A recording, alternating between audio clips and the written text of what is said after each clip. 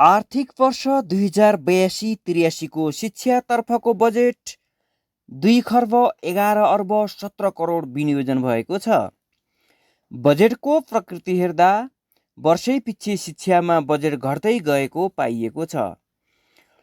2080-81मा 11.27%, 81-82मा 10.95%, 82-83मा 10.75% रहेको छ।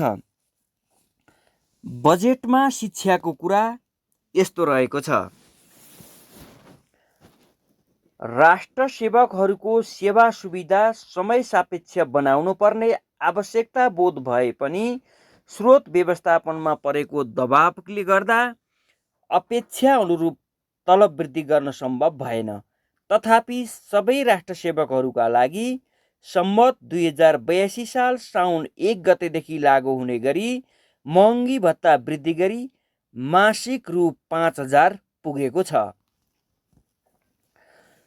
त्यस्तै स्वीकृत दरबन्दीभित्र करार सेवामा रहेका कर्मचारी र अस्थायी तथा राह शिक्षकलाई योगदानमा आधारित सामाजिक सुरक्षा कार्यक्रममा आबद्ध गरिनेछ। यसका लागि रोजगारदाता र योगदानकर्ताबाट 10% योगदान सहितको छुट्टै प्याकेज बनाई कार्यान्वयन गरिनेछ। प्रत्येक जिल्लामा कम्तीमा 1 विद्यालय पर्ने गरी शैक्षिक नतिजाका आधारमा शैक्षिक उत्थान कार्यक्रम सञ्चालन गरिनेछ। त्यस्ता विद्यालयलाई नतिजा सुधारका लागि सहयोगको व्यवस्थापन मिलाइनेछ। त्यसका लागि प्रति विद्यालय 25 लाख अनुदान दिइनेछ। शिक्षक र विद्यार्थी सङ्ख्या तथा भौगोलिक दूरी र यातायात सुविधाका आधारमा विद्यालयको पुनः नक्साङ्कन गरिनेछ। नक्साङ्कनका आधारमा विद्यालय गाभ्ने नीति लिइनेछ। गाभिएका विद्यालयहरूका लागि प्रोत्साहन अनुदानको व्यवस्था गरिएको छ। त्यस्तै शिक्षक दरबन्दीको पुनरावलोकन गरिनेछ। शिक्षकको क्षमता विकास गर्न आवधिक रूपमा तालिमको प्रबन्ध गरिनेछ। संस्थागत सामाजिक उत्तरदायित्वको दायरा विस्तार गरी विद्यालय शिक्षाको नतिजा र गुणस्तर सुधारमा समेत प्रयोग गर्न सक्ने नीति लिइनेछ। सामुदायिक र संस्थागत विद्यालयका सफल व्यवस्थापन अभ्यासलाई अन्य सामुदायिक विद्यालयको गुणस्तर सुधारका लागि सदुपयोग गरिनेछ।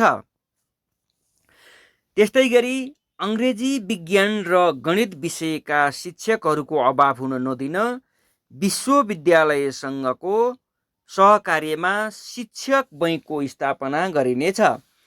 स्नातक तह उत्तीर्ण विद्यार्थीलाई स्वयंसेवक शिक्षकको भूमिकामा परिचालन गरिनेछ। त्यस्तै शिक्षा क्षेत्रका सशर्त अनुदान कार्यक्रमलाई क्रमशः वित्तीय सामान्यीकरण अनुदानमा रूपान्तरण गरिनेछ। माध्यमिक शिक्षा परीक्षाको सञ्चालन तथा व्यवस्थापन प्रदेश तहबाट गर्ने प्रबन्ध मिलाइनेछ। त्यस्तै कक्षा 5 सम्मका विद्यार्थीलाई उपलब्ध गराइने दिवा खाजा कार्यक्रमको रकम वृद्धि गरी रु 10 अर्ब 19 करोड विनियोजन गरिएको छ। यसबाट 28 लाख विद्यार्थी लाभान्वित हुनेछन्।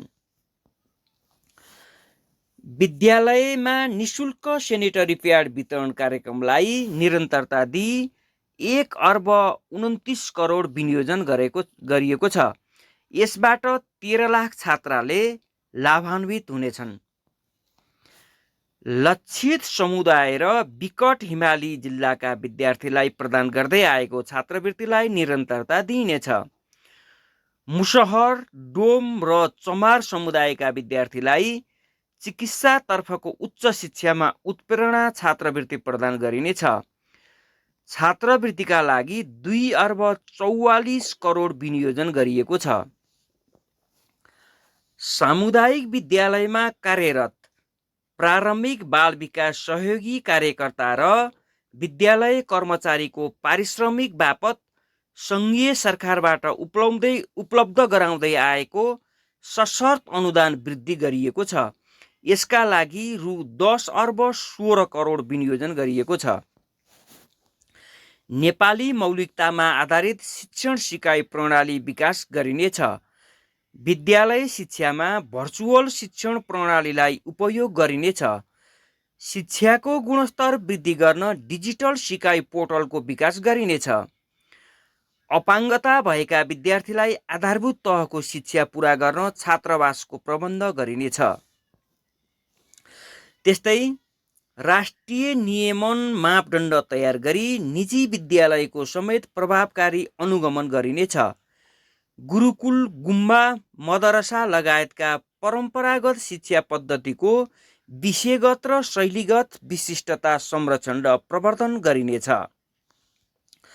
त्यस्तै राष्ट्रिय शैक्षिक सुधार कार्यक्रम अन्तर्गत तराई मधेसमा 1500, पहाडमा 1000 र हिमालमा 500 भन्दा बढी विद्यार्थी संख्या भएका विद्यालयको भौतिक पूर्वाधार निर्माणको लागि पुँजीगत अनुदान उपलब्ध गराइनेछ।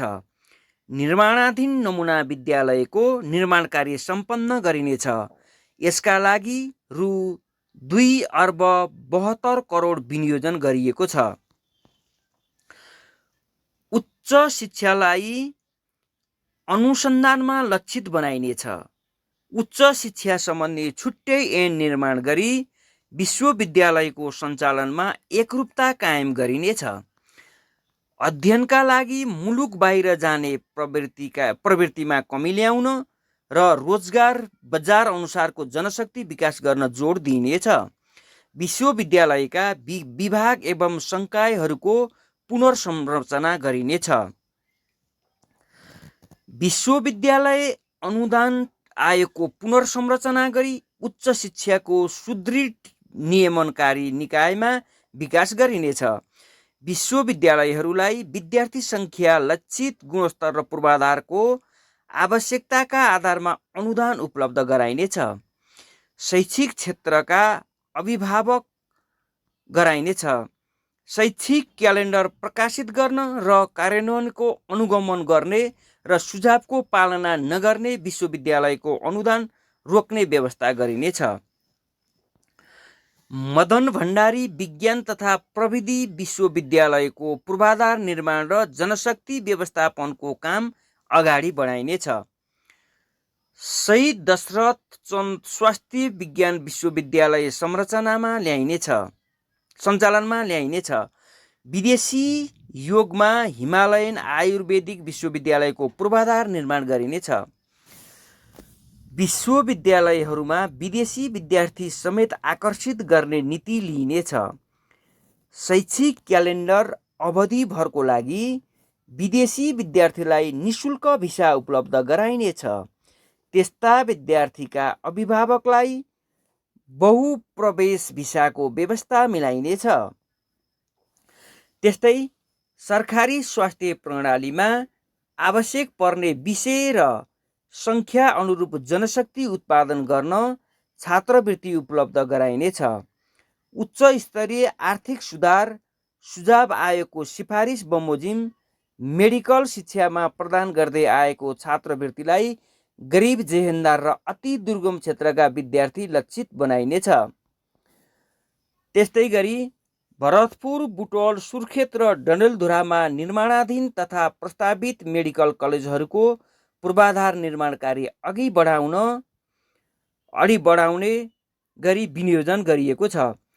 चिकित्सा शास्त्र, इन्जिनियरिङ, सूचना प्रविधि, नर्सिङ लगायतका प्राविधिक विषयमा जनशक्तिको अभाव हुन नदिन विद्यमान मापदण्ड पुनरावलोकन गरी अध्ययन कोटा वृद्धि गरिनेछ। विद्यालय शिक्षा पुरा गरेका विद्यार्थीलाई नतिजाको आधारमा प्राविधिक तथा व्यावसायिक शिक्षा र विश्वविद्यालय शिक्षामा आबद्ध हुन प्रोत्साहित गरिनेछ। उच्च शिक्षा अध्ययन गर्न नसकेका युवाहरूलाई सिपमूलक तालिमका माध्यमबाट उद्यमशील बनाइनेछ।